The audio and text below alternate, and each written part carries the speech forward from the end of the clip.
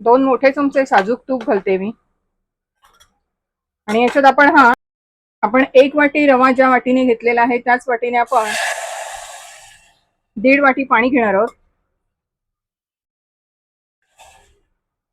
Gas मंद ठेवलेला आहे आणि याच्यात आपण आता ही गुळाची पावडर घालतोय.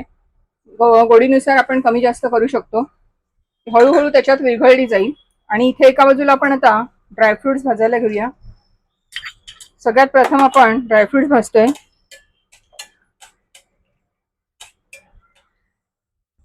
आणि याच्यातच आता 1 केळं घेतलंय मी असं कापं करून आणि ते आपण मस्तपैकी तुपावर खमंग असं परतून काढायचंय. एका बाजूला छान भाजून झालेली आहे, तळून झालेली आहे.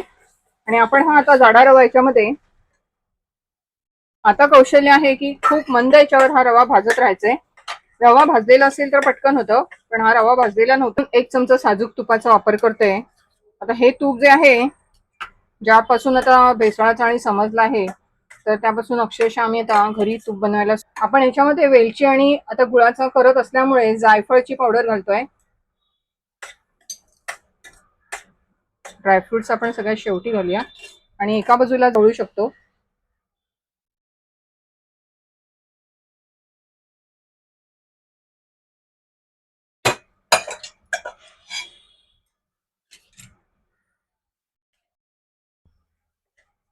तर श्रावणाच्या पहिल्या दिवसासाठी आपला पहिला गोडाचा नैवेद्य तयार झालेला आहे, गुळाचा शिरा.